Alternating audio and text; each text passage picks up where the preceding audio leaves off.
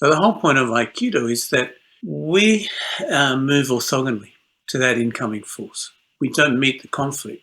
So a great aspect of Aikido training is that we develop options. I think a really important thing is that we acknowledge conflict. Diversity of opinion is critical to the building of an organization. Courage is intrinsic. If we want to learn something, we have to acknowledge, there's something that we don't know. The real experts are the people most likely to say, I don't know. Managing our ego is critical. And a lot of martial arts is about learning to manage our own ego. Anyone can be curious when there's no pressure. Can we maintain that curiosity when not everything is going our way? This is the epitome of conflict resolution. Anticipate where the sticky points are going to be. Barking orders is not leadership. That's a strict hierarchy.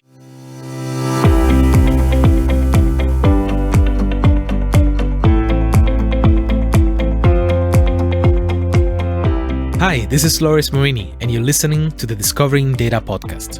We're here because we want to take responsibility for how data influences the world, and we want to enable individuals on our teams to achieve their highest potential.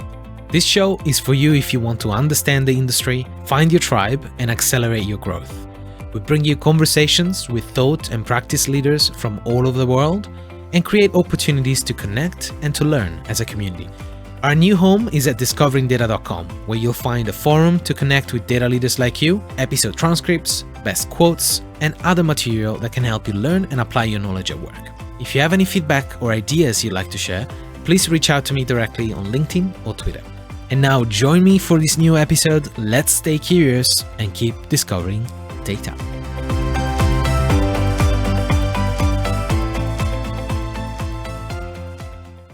I've been thinking for a while about the difference between a good leader and a great leader. And there's so much material online. I came across a number of references, which, as usual, you'll find in the show notes. But I figured that one of the ways we can differentiate a good leader and a great leader is how we handle conflict. The thing is, conflict in the workplace is really unavoidable. We gain or lose respect based on how we respond to it. And the problem is that our instinct don't serve us well in conflict. If we disagree with something that someone says, or there's something that bothers us, our natural reaction is to push back, is to push against that person or what they said. And this type of response, unfortunately, can sound defensive, sometimes even aggressive, and can trigger an even less productive reaction on the other side. So how do we handle conflict then? Well, one way to reduce conflict in the first place is to increase cooperation, is to go with, not against people and their arguments, no matter how weird they might sound to us. And I realized recently that this is actually the essence of the Japanese martial art known as Aikido. I personally stumbled upon Aikido a few months ago, and I found it incredibly beneficial. It helped me regain balance, and I think, regain control in my personal life, aside from my professional life. And I think it's this process of during the training of recognizing conflict that helps us become aware. And awareness is the first step then to change direction and stop reacting and start leading. So today I wanted to dive deeper into this perhaps less mainstream martial art, and what better way to do it than with my Aikido sensei, Andrew Sunter. Andrew began training in Aikido in 1989. He holds Dan ranks from 3 Aikido schools and received a 6th Dan from a direct student of the founder of Aikido, Koretoshi Murayama sensei. In 1996, he spent 5 months studying in Japan and training at the Ki Society regional headquarters in Osaka. In 2014, he formed the Great Ocean Aikido community with Jim Nichols, John Ward, and Danny James. And he's the head of school of Aikido in Sydney, a small and fantastic dojo in Sydney, Alexandria. So Andy, I'm stoked to have you on the podcast. Thanks for taking the time, and thanks for being with me today. Pleasure to be here. Set some context here. What is Aikido? after 30 years of practicing it, what makes it different from other martial arts? Why was it developed in the first place? Oh, so many questions. We don't have that many hours, do we? So look, No. my view on Aikido has evolved over 30 years, and I just started out young and dumb and just believing everything I was told.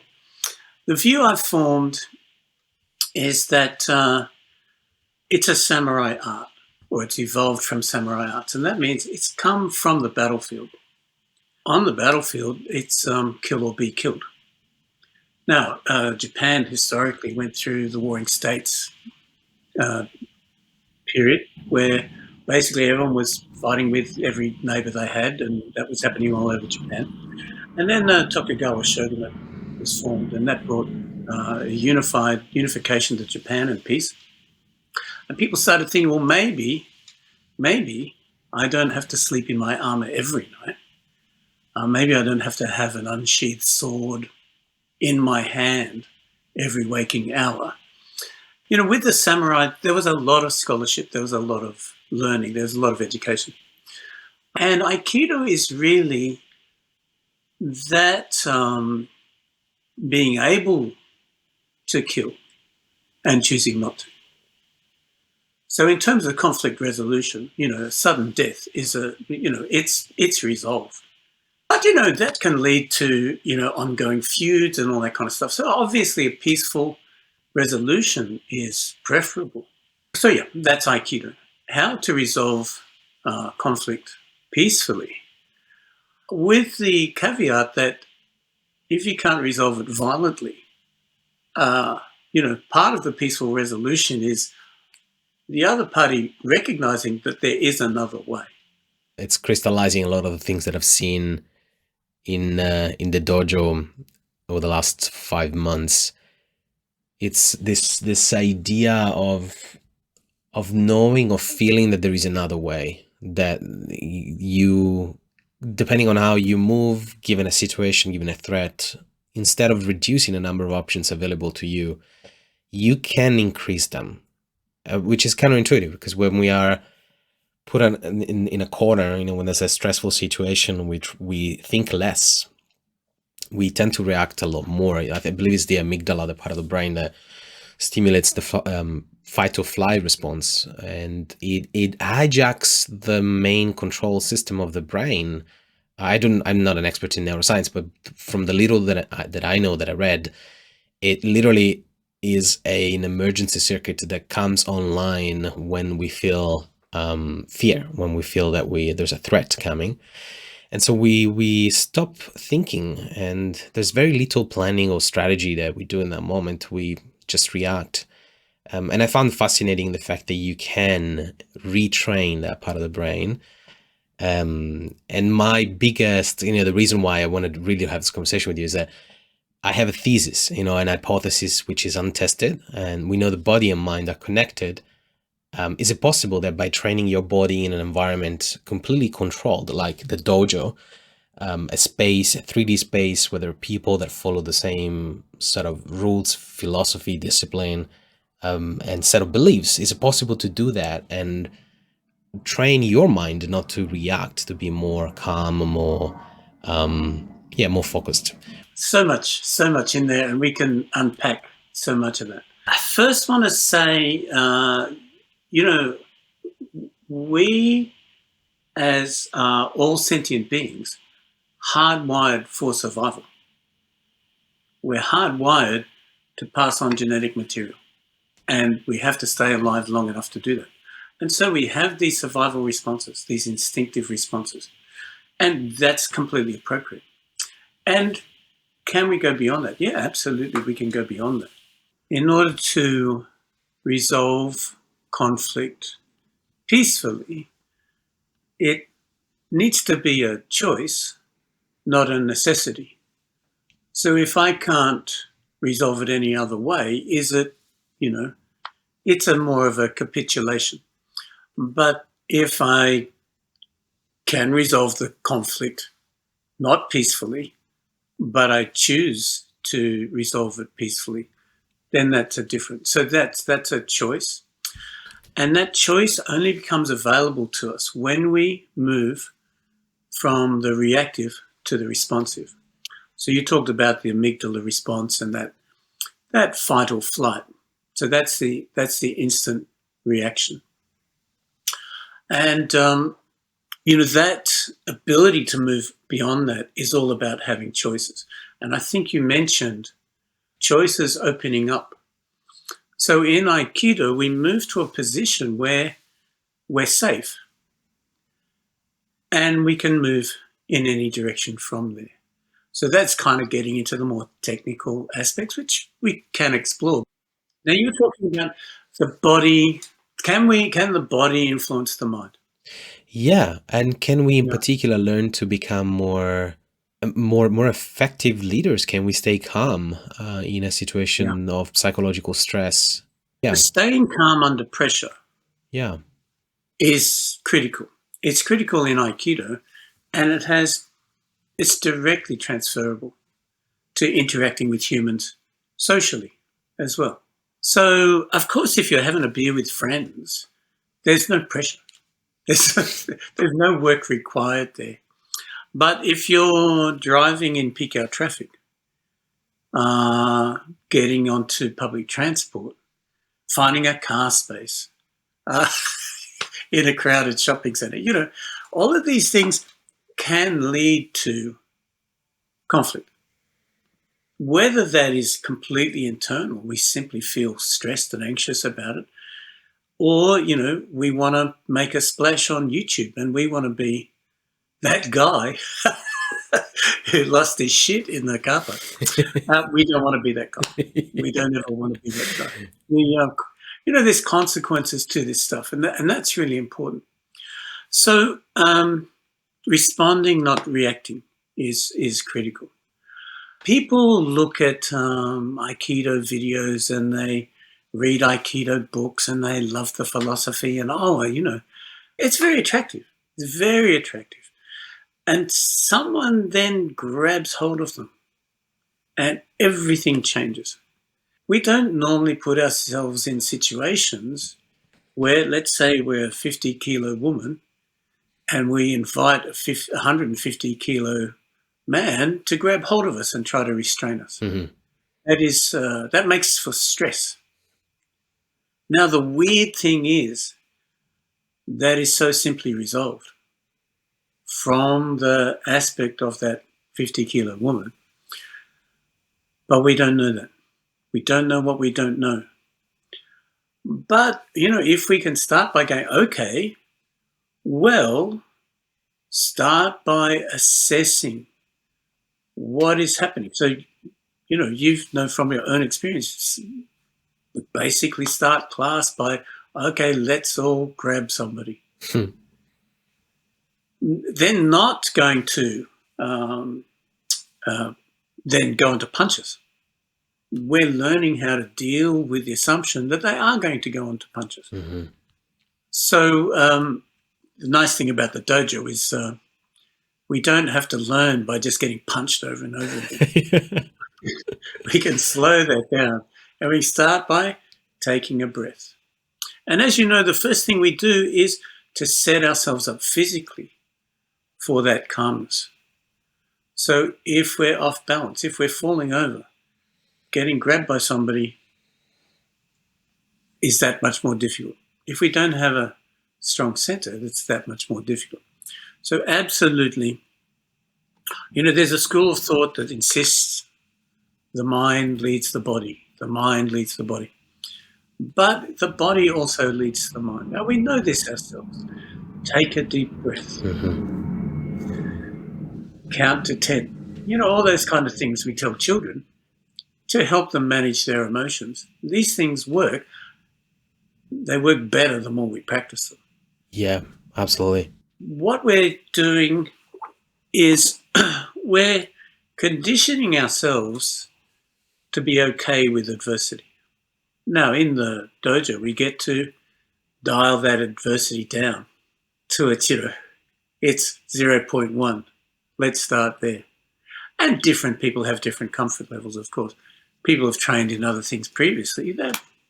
They're inured to that stuff already. Yeah, no, I'm thinking about I was thinking about my personal experience with karate and in body injury, and how one of the perhaps big differences between Aikido and lots of other martial arts is the fact that anyone can practice it, anyone can study its principles and can see results without necessarily having, a fast and ultra healthy body. I speak from experience. To me, and this is surprising because I then, as I started practicing, I learned that there's way more to Aikido than just pure self-defense. For me as well, I love the philosophical aspect of it, and I'm finding that I can apply those principles back into my business, into my personal life. To me, it started as can I find a sport that can can engage my mind and my body without breaking my lower back. It's an injury that I still carry, and when I started looking around, I tried Brazilian Jiu-Jitsu. I was fascinated by the ability of Jiu-Jitsu to be so effective in the street. That's the sales point, the sales pitch for BJJ. I tried one class, and it really felt like you need to have a really healthy body if you want to train on that level. And lower back injuries and knees injuries, top of the list when you look at the stats. And so Aikido, strange enough, came as the only option on the plate for a martial art that is effective and doesn't require muscle strength. And that's something I want to talk to you about, because it connects with this aspect of leadership, which is, there are two styles, right? There's the conventional leader or boss sits at the top of the pyramid, and everybody, from work hard to sustain the leader. And there's servant leadership, which is where the pyramid is inverted. The leader is at the bottom, and they do the heavy lifting. They try to support everyone else to be the best version. If you look at that image, you say, okay, it's clear then with option one, you don't have to be strong, because there's an entire, block of people supporting that boss, that leader. And in the second option, you think, oh, they are at the bottom of the pyramid. They have to be strong enough to hold everybody.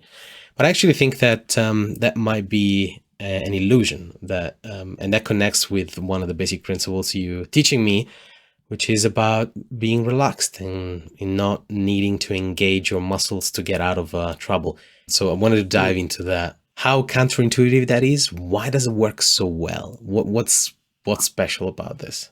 There are antagonistic muscles in our own body. And so if I try to straighten my arm and bend my arm at the same time, I'm using a lot of effort, but nothing's happening. And this is the basis of isotonic or isometric exercises, or they were in vogue ages ago, where you're working your muscles, but nothing's actually happening because you're using antagonistic muscles. Let's get two people involved. And if you push me as hard as you can and I push you as hard as I can, and we're the same height and weight and, that kind of stuff, we're going to cancel each other out and nothing's going to happen. So the whole point of Aikido is that we move orthogonally to that incoming force. We don't meet the conflict. We maintain stability. Of course, if we collapse, we take all of that incoming force. We eat the physics of the situation. But typically what we're doing is turning. And that's a lot easier to demonstrate physically than to talk about. Yeah. If you can visualize something turning on the spot, as something comes in, if we try and push against it, we're going to have that collision. But if this is turning, it's simply going to guide that away. Don't we wish to be those round objects at work? It'd be really nice to embody that. Oh, look, isn't it great? Don't we want well-rounded leaders? Yeah, exactly. Quite literally.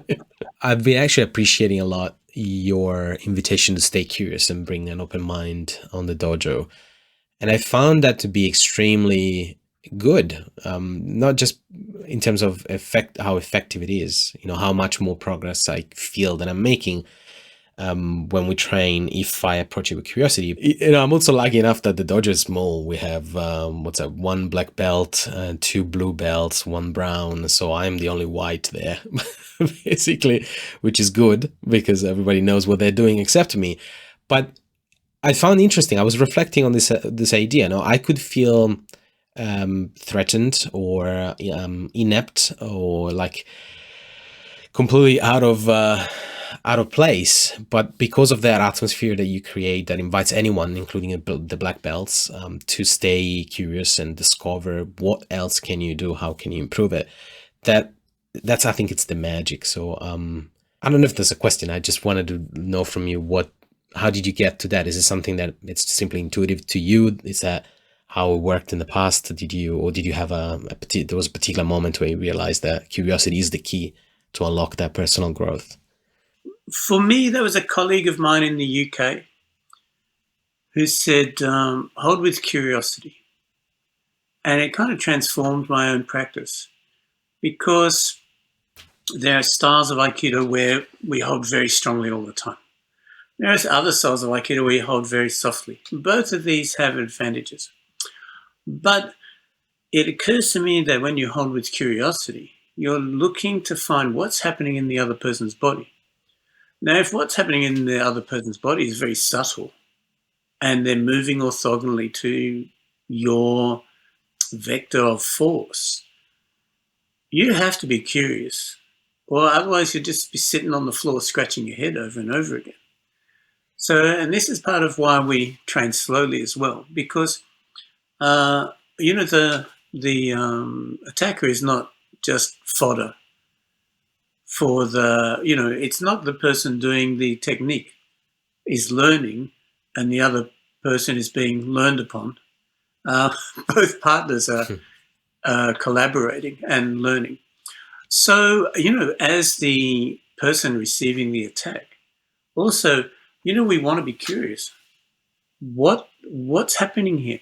And if we're talking about leadership, we're talking about managing conflict in the workplace. This deadline has changed. Oh, we can't change the deadline because blah, blah, blah, and that's very reactive. A more responsive approach is, okay, why? Now, sometimes there's not a good reason. Sometimes there is a good reason. But whatever it is, you have to work with it. And the more information you have, the better you can deal with whatever the situation is now and however that situation is going to evolve. So this comes from that, staying calm under pressure. If you're not calm, if you're instantly reactive, you'd never even get to ask that question. You're into an argument, and that may not even be the most important thing. The deadline has changed, but hey, the budget has trebled. The CEO says this is so important. We're going to apply more resources to it. We're going to achieve that. So, who knows? I guess we also assume the worst. And with curiosity, we can kind of figure out maybe it's not as bad as it might be. Yeah. We're talking about staying calm under pressure, and that response, responding, not reacting, that needs stability. And this is very much coming from our training. The first thing I teach people now is how to engage their core. I've been training Aikido a long, long time, and I used to really struggle with flying. I was a nervous flyer.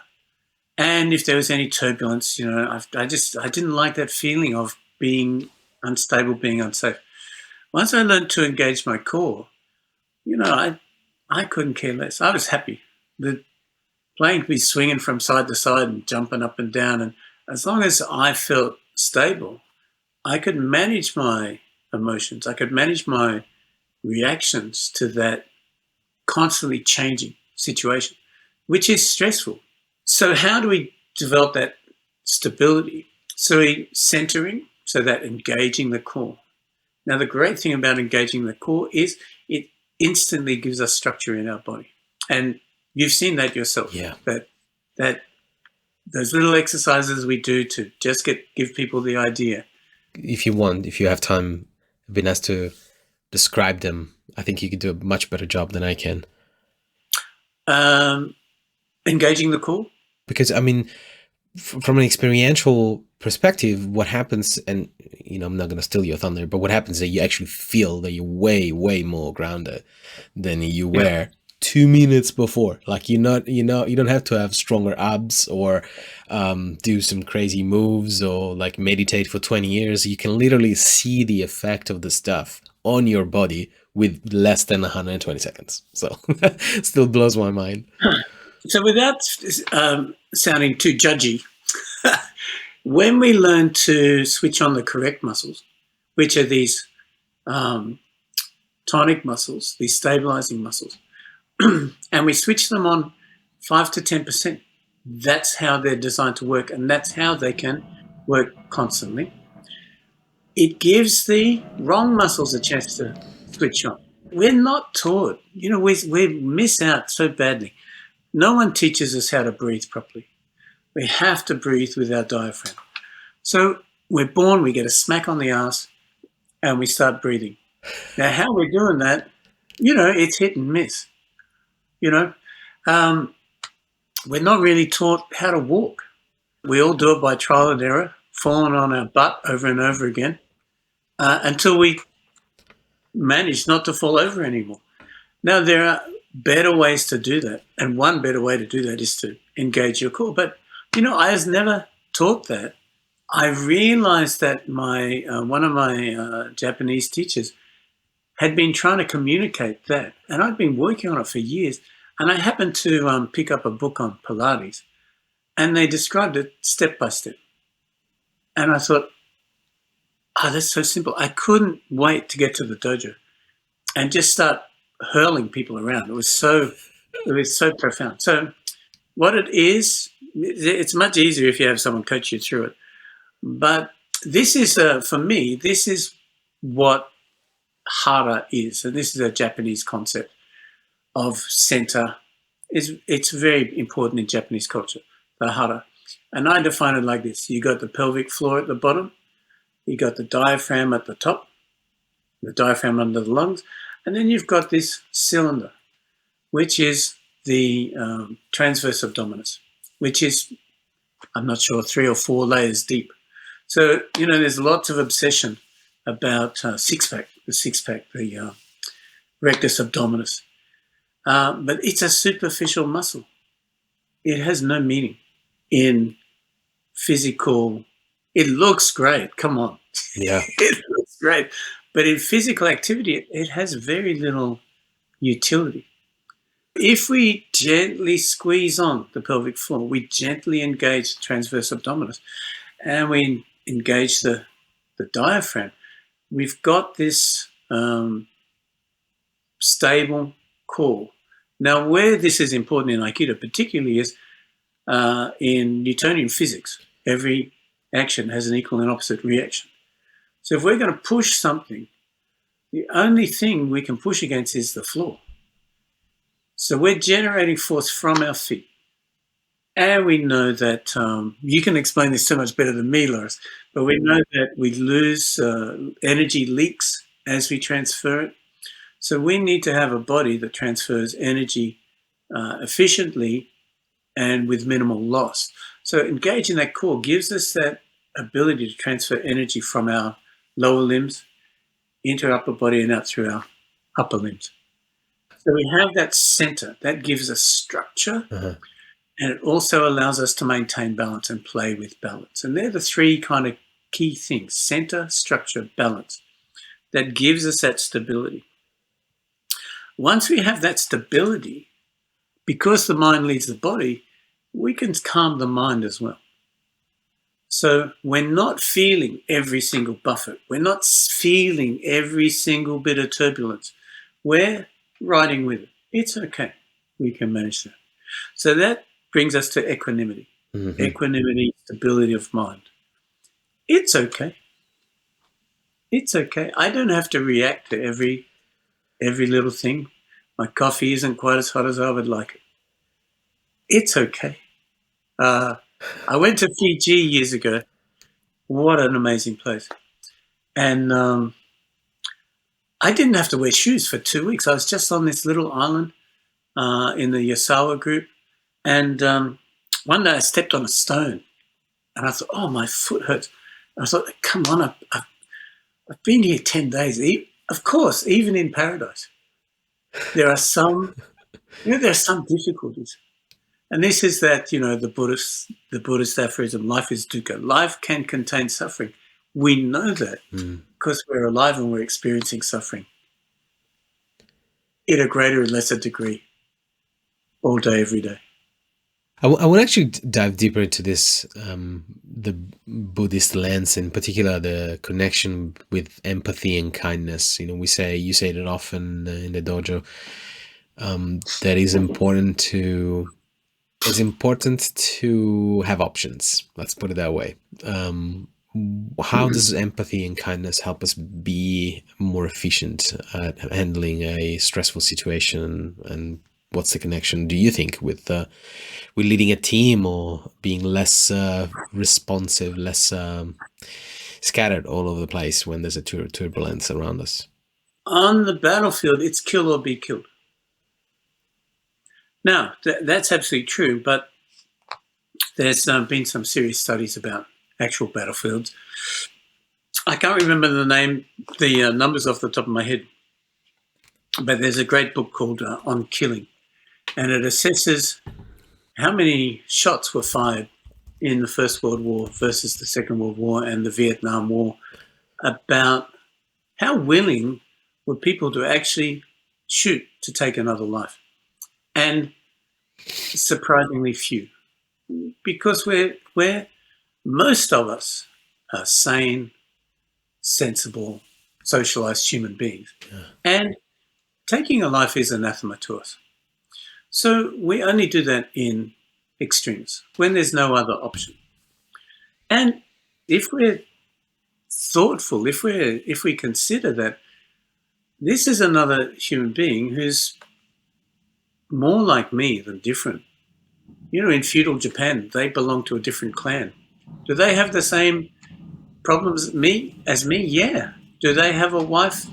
Do they have children? Sure. Do they have families that love them? Absolutely. Do they have friends? Yes. Do they like going out drinking and eating? Yes, they do. So what's the difference? They're uniform. They have a different mon. They have a different crest. There's the othering of different groups of people is a survival thing. Now, we don't live in a survival, well, you and I don't live in a survival existence. Unfortunately, there are people in the world who do live in a survival existence. I would not like to be in the Ukraine at the moment. Yeah. So those people are fighting for survival. So what choices do they have? Their choices are pretty limited. And I imagine they're having to suck up a whole lot of conflict and difficulty. But we want to train to be effective on the battlefield because we don't want to die. But when we're training in the dojo, we have that. There are consequences.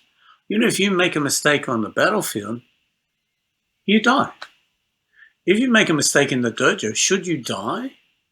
It's not a good business model. No. So it's about choices, and we have to train ourselves to make the right choices. We need to make the right choices automatic. So the initial choice is, do I resist and fight back? Or do I see what happens? Do I stay curious? So going back into the leadership in the workplace, how do we do that? And curiosity is a great thing. Patience is a great thing. I think a really important thing is that we acknowledge conflict. It exists. We experience it every day in tiny ways. We experience it in the workplace. Now, this is a great thing. I want to say that conflict is a wonderful thing. Diversity of opinion is critical to the building of an organization. If we all think the same, we all make the same mistake. So if we have diversity of opinion, then we're going to have conflict in minor or major ways. So, and look, and I was very conflict adverse. I didn't want to. I didn't want to know about it. I wanted to pretend it wasn't happening. And I think there are other people. I don't think I'm the only one in the who's ever existed who's tried to avoid conflict. I had to learn to allow it and go, okay, well, I'll deal with it, and then we can practice it because conflict resolution is a skill. It's not, oh, I can do it, he can do it, she can do it, they can't do it. It's not like that. We can all do it to a greater or lesser extent, Yeah. and we can all improve it. I'm glad that you brought that up because I was actually not thinking about it, because one could argue that one way to avoid conflict is to stick your head in the sand, pretend that nothing is happening, the elephant is not in the room. But there are so many situations where the elephant is shiny, it's in the middle of the room, and someone should have the courage to point it out, but the environment is such that nobody feels safe, that the level of threat that is perceived by the room is much higher than the potential reward of keeping an open mind and stay curious and go like, hey, there's a shiny elephant there, what do we do about it? Because the risk could be being sacked, or suffering a number of other perhaps less extreme but still not pleasant consequences, and so we shut it down. The problem for me is that that's where learning stops, right? We talk a lot about data and the knowledge economy and transforming organizations. Digital transformation is nothing but, it's often perceived as a bunch of technology, but it's not the tech. It's how we think, it's how we structure teams, it's how we approach challenges, and how can we keep an open mind? Can we be comfortable with unmeasurable things? Because when you measure stuff, some things can be measured, some things cannot be measured and shouldn't be measured. And if you only focus on one or the other, you only have half the picture, and it's hard to make progress. So I think I'm digressing, but I do see the importance of saying, hey, handling conflict, yes, but conflict in itself is not a bad thing. It's an opportunity to learn. It's how we respond to it then that matters and can have a huge difference on Well, I think it's conflict is inevitable. Otherwise, why have we all been experiencing it all of our lives? Yeah. So you made a really good point there, or you touched on something. Courage. Courage is intrinsic. So it takes courage to walk into a dojo and say, "Hey, I'm a grown-ass human being, and I want to learn something," because a lot of us are kind of conditioned to pretending we already know everything, and that's anathema to learning. If we want to learn something, we have to acknowledge, there's something that we don't know. This is a bit of an aside, but it astonishes me that people come to learn and they're disappointed that they don't already know it. And I kind of think, well, if you already knew it, why would you come? So, but it's uncomfortable, isn't it, for us to acknowledge, yeah, I don't know, because we put such a premium on expertise. But the real experts are the people most likely to say, I don't know. That is so true. So that courage thing is really critical. We've got to have the courage to assess what's coming in, because the reaction is whatever's coming in. If it's lethal or if it's, innocuous, Mm-hmm. I'm going to react the same way anyway.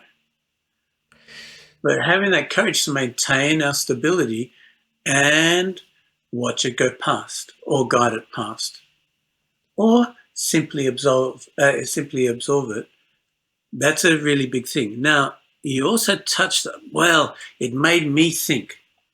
The elephant in the room. Sometimes the elephant in the room is, this is wrong. And we have to, as corporate citizens, as leaders, we have to have the courage to say, This is wrong and we're going to change it now. Now, if we're not in that position of control, and let's face it, we're not all CEOs, we have to have the courage to walk away and say, this situation is wrong. I've presented to organizations in the past that their activity is either unethical or straight out illegal. Sometimes you don't even have the ability to present that, but once or twice I've been in that situation. Now, the only valid response is we'll fix it and we'll start immediately. Any other response, you have to walk away. Otherwise, you're part of the problem. It makes me think actually of social media and how for those that must be on all the time 24/7 for it's a weird place, you know. Social media connected us all but also made us very different, distant from one another. I see conflict all the time, people that post things that are designed to fight, you know, that there's absolutely no curiosity there. There's no empathy, there's no kindness. There is, I want to engage in a fight, I want to make some trouble. Sometimes I see posts and I read the comments to see how long I can not get angry. So once I get angry, I lose. So I have to get out of there. You can read through and go, well, that's that's inflammatory, but that's a human being. I wonder what prompts that. Now, I'm no saint. I don't last very long. But I was thinking, we talked about conflict and the opportunities to learn. So we can look at it like rain falling on leaves. Now, sometimes the rain can be hail or snow or it can be a nice, gentle rain. It falls on the leaves. It eventually makes it to the roots and sustains the tree. So we can look at that. Conflict is coming in on us all day, every day. So we can take that, I'm driving in heavy traffic. I can essentially train my mind to not get upset. And someone gets stuck, I let them in. Mm-hmm. Someone doesn't let me go where it's okay. It's not life and death. That's what we have to realize, because I think ultimately our fear is I will die. Maybe I'm not a psychologist, or I don't understand it, but ego is really important, and managing our ego is critical. And a lot of martial arts is about learning to manage our own ego. So we have these opportunities. The positive experience of dealing with conflict, and this is where the dojo is really helpful, because it's a safe space where you can learn to fight for your life without risking your life. But that constant exposure, that constant positive exposure. So this is going back to the kindness and compassion. If every time you make a mistake in the dojo, you're beaten down, you're beaten unconscious, is this a positive learning experience? So to train collaboratively, we have to give, it's not training collusively. We're not doing it for each other, but we're giving each other graduated, increasing levels of challenge. So the more we experience that, the more calmness, the more stability we can experience. So that constant exposure will permeate, that positive experience of managing conflict successfully will permeate our subconscious. And that's what's important. We need that ground of stability, of equanimity, to be able to be curious when in adversity. Anyone can be curious when there's no pressure. Can we maintain that curiosity when not everything is going our way? Yes, I'm going to answer that positively. I think the answer for me is yes, and that's because, at least for my system, it doesn't work with everybody, but I sort of developed this habit, in the last 5 months coming at the dojo where I know that if I keep my calm and I don't react, and very well, being my sensei, that I don't succeed every time.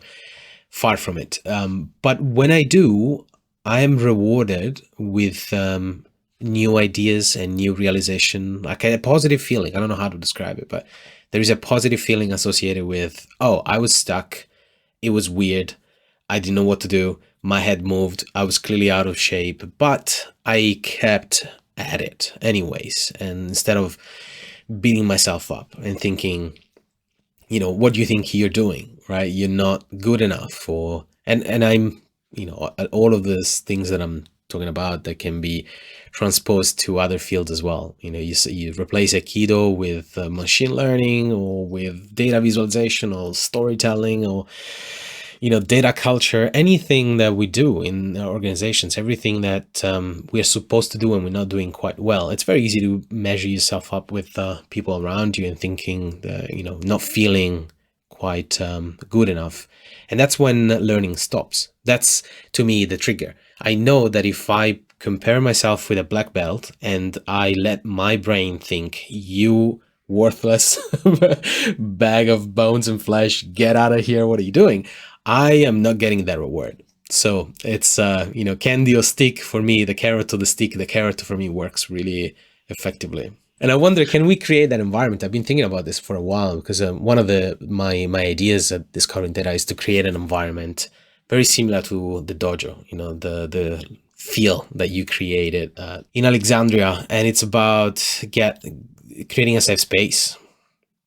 Imagine the impact that this can happen if we were able to extend the same principles, the same philosophy to any workplace and bring a bit of I think calm. it's really interesting.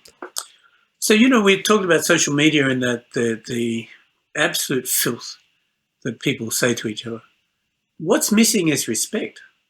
I think there was a time, maybe even less than 100 years ago, where you could reasonably have a good grasp of knowledge. I think now there is so much knowledge that it's ridiculous for anyone to think, oh, I know everything. That I know everything. Of course, we can't know everything, but it's inconceivable now. And the learning environment it's just information exchange. Yeah, I know more about this than you know, but you know more about other things than I know. So it's an exchange, and it's a lack of judgment. It's the absence of judgment. The pandemic has been so interesting, but we've had to, give up that one-on-one thing, which is, most martial arts are predicated on you go to the dojo and you have a physical interaction with another human being. But over the last few years, I've been able to work with people overseas, and we simply video what we're doing and we send it off. It doesn't need to be much, because if you've got someone who knows what they're talking about, they don't need to see an hour of me fumbling around trying to do this or that. They can see in 30 seconds. Yeah. This is the most important thing to work on. They don't need to tell me, they don't need to criticize. Why don't you know that already? Who cares? If someone doesn't have the information, they just don't have the information. There's no point telling them the other things they don't know. We just provide what's the most helpful thing right now. Yeah. And then that person has something concrete that they can work on. And then we can go back. We go, okay, that's great. Now let's work on that. But if we, well, you don't know that, and that's wrong, and that's wrong, and that's wrong, and that's wrong, this is just browbeating. Yeah. It doesn't feel So good. that's disrespectful. So you are a human being. I'm a human being. You have thoughts and feelings. I have thoughts and feelings. You have experiences, life experiences. I have life experiences. Oh, you don't know how to do that one? Oh, hey, you're not less of a person because you don't have some piece of information. You're not less of a person. I'd love to be able to speak Italian. I can't speak Italian. Doesn't make I you don't. less. I Yeah. don't ever feel any judgment from you. Hey, why No. can't you speak Italian? Are you stupid or something? Come on, you have a black belt in Aikido and 6 dan, and you Yeah. can't Why speak can't you Italian? speak Italian? Yeah. Ridiculous. No, I think just one point on that learning and the amount of information you have available, and the difference between knowing something cognitively and knowing something physically, learning with your whole body. There's a lot. I don't know if this is pseudoscience, so there's more to it, because I haven't honestly done a proper literature review on the topic, but I've heard terms like BQ and EQ as to go along with IQ, which Yeah. BQ stands for body intelligence, and EQ emotional intelligence. The emotional intelligence is rock solid. There's neuroscience there that backs up the concept of emotional intelligence. With the body intelligence, I don't know, but from a scientific standpoint, but I know that I can feel it. I know that, and we all have those memories, in our body, the famous gut feeling, the hunch. Our bodies do process information all the time, and it's not crazy to argue that that is part of the information processing, that the information that is processed at the level of the limbs and the organs is contributes to the decisions we make rationally, and perhaps even subconsciously, which is apparently the bulk of how we make decisions. So it's a bit of a mess, the whole decision making machine. But one thing I know is that when we are in the dojo and you show us something, you always ask, is this enough information? Then we get to the practice, and during practice, that's when learning happens. So I wonder, for a lot of us that perhaps work in organizations that don't make us feel safe, where curiosity, empathy are not rewarded, where we are supposed to know stuff, we have to put a mask on and pretend that we always know what we're doing, even when perhaps we don't. And not only there's an opportunity lost there, the opportunity to learn and to exchange information with someone else, but I think there is also this feeling of being stuck and not really having an opportunity to create our own future, to change the circumstances. And so it's important to have a space where we can join folks that think like us, that have a growth mindset, and that want to learn from one another. They want to have fun, because in the end, playful learning is the most effective way of learning. I've got a few things to say about that. So one thing that triggered, there are a couple of thoughts that were triggered. I've got a major point. I'll tick off a couple of minor points first. Skill acquisition goes from unconscious incompetence. We don't know that we don't know it. Then we move to conscious incompetence. I know I can't speak Italian. And then we go to conscious competence. I go to classes for a couple of years. I find some conversation partners.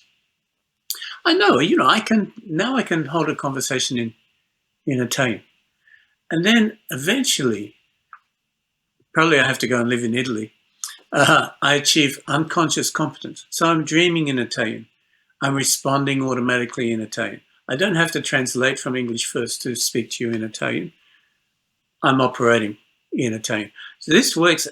This is absolutely the same for any kind of skill acquisition, whether it's in martial arts, whether it's in the corporate environment, managing conflict, because the really good people, they're automatically into that. Another aspiration we have is the feeling mind in the thinking body. The feeling mind in a thinking body. A feeling mind in a thinking body. How does it work? Lots of the exercises we do are challenging our balance, and can we stay in balance? And we can sense these stabilizing muscles switching on and off. So for me, the biggest challenge for students in Aikido is that they're trying to think their way through the movement, but their brain is not performing the movement. Their body is performing the movement. So the body has to have autonomy. And basically, we've got to train those good, useful, efficient movement into our body because we're not fast enough to, again, we need to be responsive, not reactive. We see a punch coming or we see a fist cocked. Is that going to be a straight punch? Is that going to be an uppercut? Is that going to be a hook? If I'm waiting to see what's coming in, it's too late. If I have to recognize what they're doing, then process what's coming in, and then react to it, I'm unconscious every time. Yeah. I'm laid out. I have to move in a way that is going to protect me and put me into a safe space. So, and that's training. I have to move in a way that keeps me out of trouble and gets me into a position where I can start causing trouble. I worked with a woman a few years ago. I was just amazed at what she called socializing the concept. So we wanted to create a new system, and rather than kind of, my idea was, here's the concept, I've written it up. Here it is, let's talk about it now. She said, no, no, we'll go and talk to all the people. And I thought, this is a very Japanese approach. I believe in corporate Japan, when you hold a meeting, the decision is already set. The decision is a formalization. Because you've already met with all the stakeholders. You've already consulted. Loris, what are your concerns? Well, I'm worried that, productivity will drop, income will drop.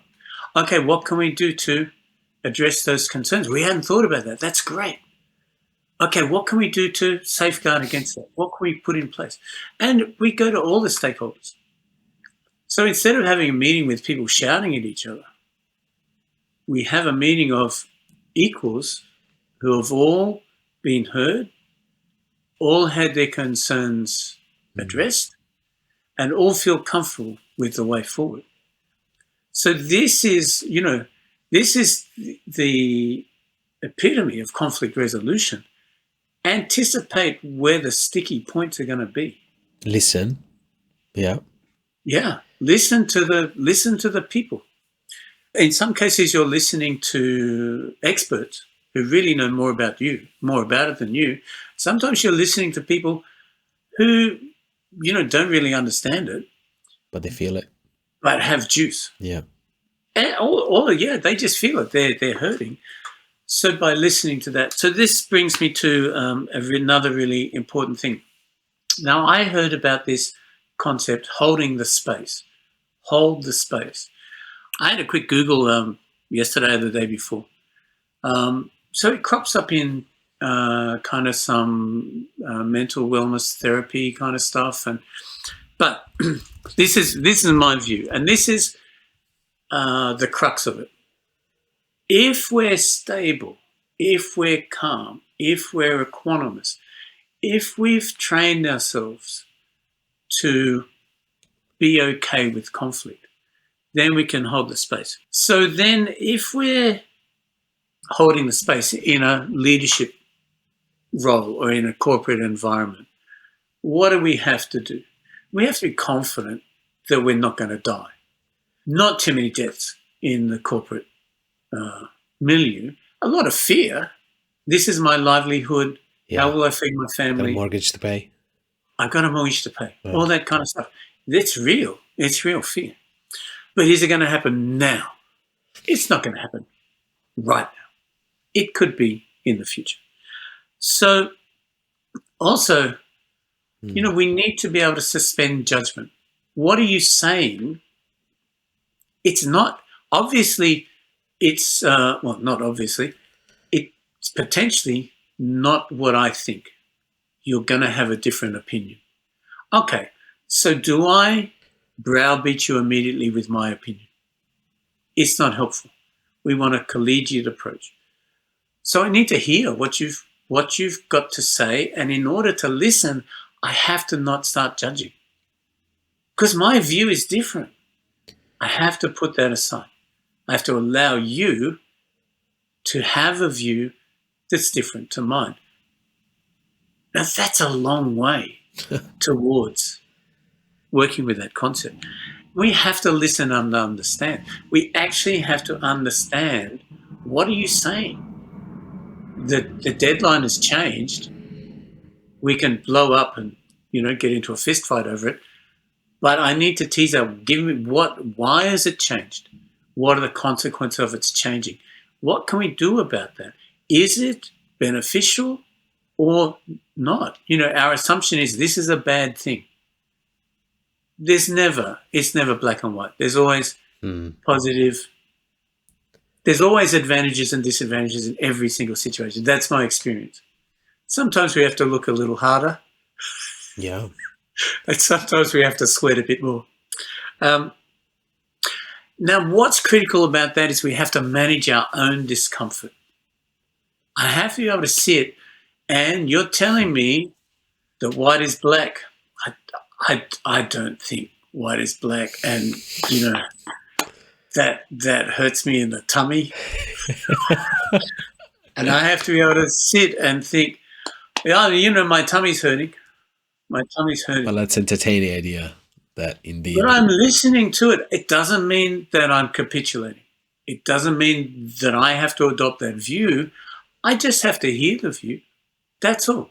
Yeah, and this is critical, right? Because the risk is the nice guy or nice gal syndrome, where we always want to please everyone. We want to please everyone. Yeah. And just say condescendence. And so we give up our ethics. We give up our principles. But no, we should hold on to those principles. We should hold on to those ethics. So the final thing then is we need to respond respectfully. So look, one really important lesson I learned from a teacher, one of my teachers, was never give up on any person or any situation. Now, I've had to moderate that because I'm not a saint. So for instance, I've let a couple of students go. And my criterion is this. While ever they continue to make improvements, no matter how glacial, while ever they're working on it and making some progress, I'm happy to keep engaging. But if they say to me, no, I'm not going to progress any further, I'm happy with where I am, well, that's fine. We've talked a lot about Aikido, and I guess a lot of your audience isn't that interested. It's an abstruse thing. It's not a mainstream thing, really. I talked about holding the space, but really what's happening there is we're managing our own ego. In Good to Great, they talk about the 5 levels of leadership. And I don't remember all the aspects of it. I read it over 10 years ago, I think. But the thing that stuck out for me was that the level 5 leadership has ego around the success of the organization, not a personal ego. So they're often, fairly reserved people. So they're able to manage their own ego, and I think that's really critical in good leadership. Because, of course, as a little aside, I think we often point to the military as great examples of leadership. And I think, come on, they have to do what you tell them, or there are severe consequences. In the corporate world, if someone doesn't like what you tell them to do, they can leave. They can simply ignore you, and the consequences aren't that severe.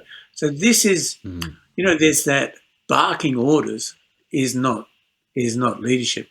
That's a strict hierarchy that's in place.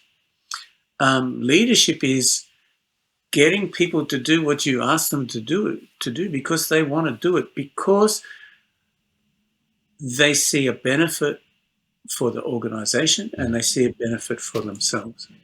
So if people are invested in the success of the organization, and if the leader's major motivation is the success of the organization, which is everybody, we've all seen those leaders Yeah. who, their major motivation is their own personal success. These are not leaders. The experiment started 5 months ago. I'm 5 months in, and I found incredible and unexpected benefits from the practice of Aikido, especially following your teachings and your philosophy, the way you approach this martial art, which I'm sure it's not the standard. You talk a lot about curiosity, empathy, and exploring things with an open mind, which is what I've been talking about for the last 30 episodes or more on this podcast, which is that was the connection that got us to get together. And I think that meditation is, now I think it's a couple of $1 billion industry. Is projected to reach $10 billion. So it's growing. It's a small part of the bigger health pie, but it's a significant business opportunity. And we've seen a number of meditation apps coming to the market, and I've subscribed to many of those in the past. I meditated I joined a silent retreat in the Blue Mountains, Oh, yeah. Buddhist The school for 10 days. Yeah, the Vipassana. So I've tried different things. I'm not an expert in meditation, but I know that there are benefits. The problem is that meditation is not for everyone. There are people that can't sit still. And so what do we do with those people? Can we offer something else? I want to pick up on two things there. So one of my most important teachers often said, martial arts are for people who can't sit still. If you can sit and meditate, sit and meditate. You don't need all this nonsense. You can find that stability. You can find that equanimity. You can find that balance simply by sitting. I am not one of those people. So he used to say, martial arts are for people who can't sit still. Some of us need more entertainment. And so for me, I guess, solving that problem, there's a fist traveling towards my nose. That's a problem. Yeah. Now, I want to solve that problem without overreacting, without reacting. I want to respond to that. And, I have the ability to cause catastrophic injury to that person. But unfortunately, if I do, they won't be able to come back, on Thursday. So Yeah.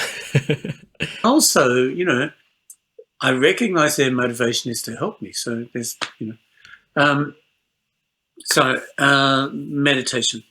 It's kind of it can be a moving meditation. Some people dismiss Aikido as that's all it is. And that's why, for me, it's so critical that there's that martial integrity, that it actually has to be effective. And then, of course, there are all these other concomitant advantages or benefits. Yeah. So the other thing you mentioned was choices. Mm-hmm. So in our reactions, we have flight, fight, freeze. So, the saber-toothed tiger jumps out at us and we run like Billy. The person from the neighboring village tries to take my fish. We're going to duke it out. Unfortunately, there's also this freeze response, which is great for a prey animal. You try and hide. It's not so good for an urban citizen who's confronted with, asocial violence or sexual assault. Freezing in that situation is not useful. So the freeze response comes from, I have nothing else to do. Yeah. I can't run. I can't fight. I'm going to freeze. So a great aspect of Aikido training is that we develop options. Oh, so the punch is coming this way. I can turn and avoid it. Or I can enter in. Just two choices to start with. And then, without getting too technical, then we have a bunch of shapes. We have a bunch of standard responses, and part of our Aikido training is making sure that we can apply those to whatever happens, to whatever vector is coming in. And this takes some time to work through those things, Yeah. but you're making a start. So choices is all about that, and we need those choices in our subconscious. The only way to get them into our subconscious is to train them repetitively. The knowledge isn't necessarily enough, but we're very knowledge based. I want to know about it. Oh yeah, I know that. Mm-hmm. I know that when I'm pushed, I should turn. But then someone pushes you. And you don't. And you react, and you go, "Oh, that's not how I thought it was going to go." To me, is this part in particular is so humbling. Every time I have the same realization that there's a difference between what I know I should do and what I actually end up doing, and it's also frightening, because if I extend that to other areas of my life, I start asking myself really tough questions that I'm not sure I want to know the answer to. But then again, because of that carrot to that is that moves me, I do want to know the answer. I want to learn. I see that as an opportunity for learning and growing. And it's about, what if I am the same with other aspects? What if I do the same thing in this podcast? What if I do it with my kid or with my wife? I know that I shouldn't react, but maybe I do. Maybe subconsciously I do. And that could be, the reason why half of the time where I find myself in a situation that is, unpleasant, an argument or something that over something so meaningless, that should have been resolved very, very quickly. But we hang on things and we make big deals of things. I think it's way beyond leadership at work. I think the benefits of looking into the mirror in the right environment, because in the wrong environment it can be very scary. But if the environment is right, a mirror could be a mirror and someone that can guide you, that honestly wants you to improve and has that patience to guide you, to coach you. That's the possibly the best thing that can happen, I think. And of course, ultimately, no one else can do it for you. You have to do it. But essentially, what you described there was the human condition. So congratulations.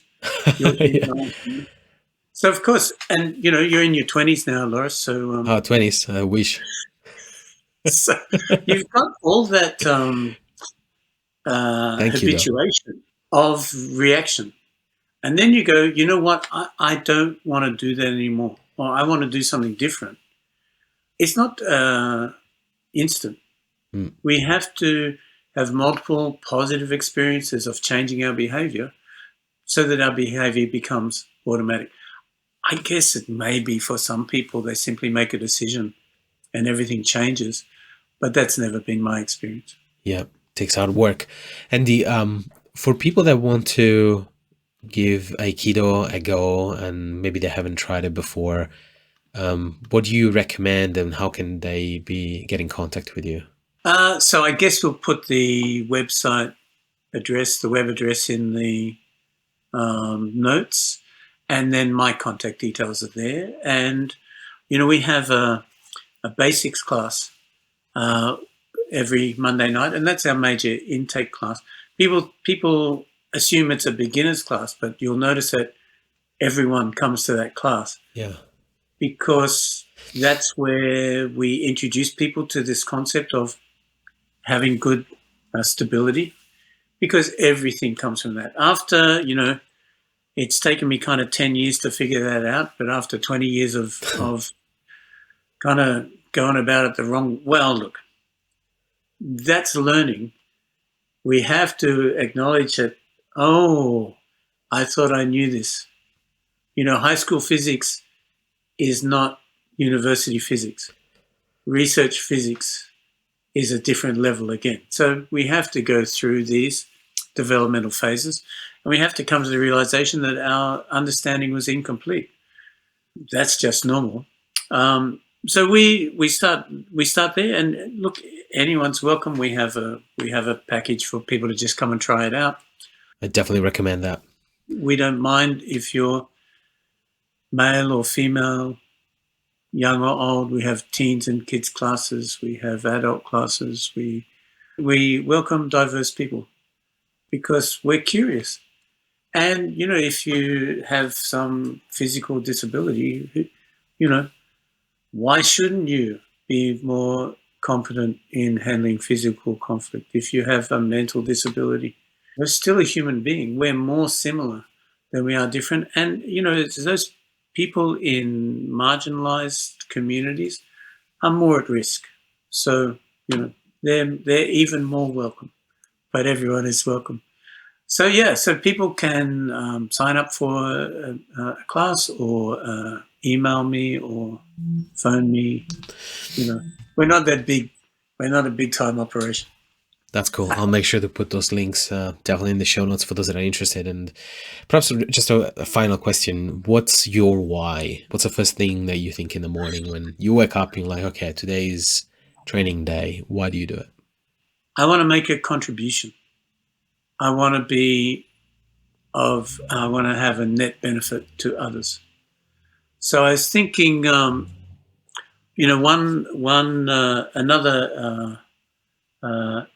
exhortation is always leave a place better for your having been there. So I'd like to, leave this place better for my having been there. Now, good-hearted people do this. So, you've been training just a few months and I sense a certain, do I belong here? Should I be here? But, your engagement and your curiosity benefits the whole dojo. People worry about, but I'm a beginner. They won't want to train with me. No, we so want to train with you because we want to see if this stuff works on someone who doesn't know how it's supposed to work.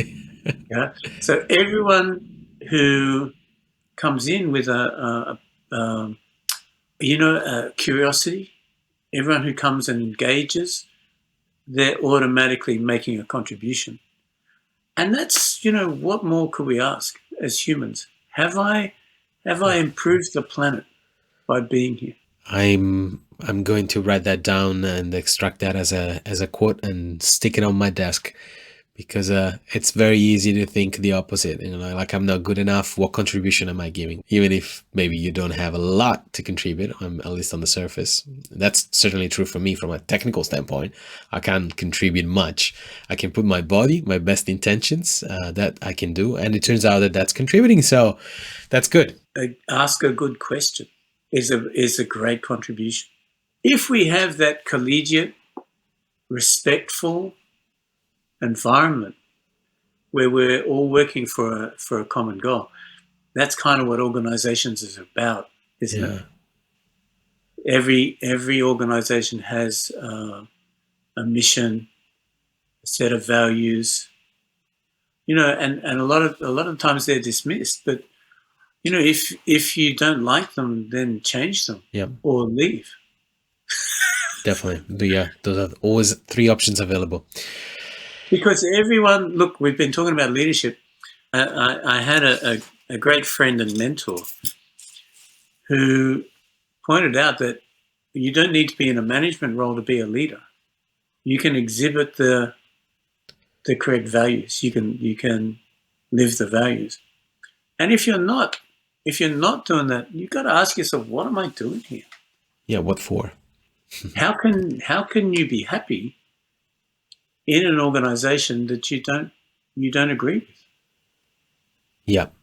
Step number 1 is find and plan a way out if it's impossible to change it. You don't have to have a dummy spit and walk out that day, but you need to recognize, this isn't, and maybe it's been okay, but you might get to that point where you say, well, you know what, this isn't working for me anymore. I need a strategy. Yeah, I need a community, sometimes. I can try and change it, and if I can't change it, then I don't belong here anymore. And then you need to figure out how do I move on. There's an aspect there of community, of knowing, of belonging. You said belonging. That's, to me, so important, because in the dojo, in your dojo, I feel like I belong, even if I'm not, I don't have a black belt.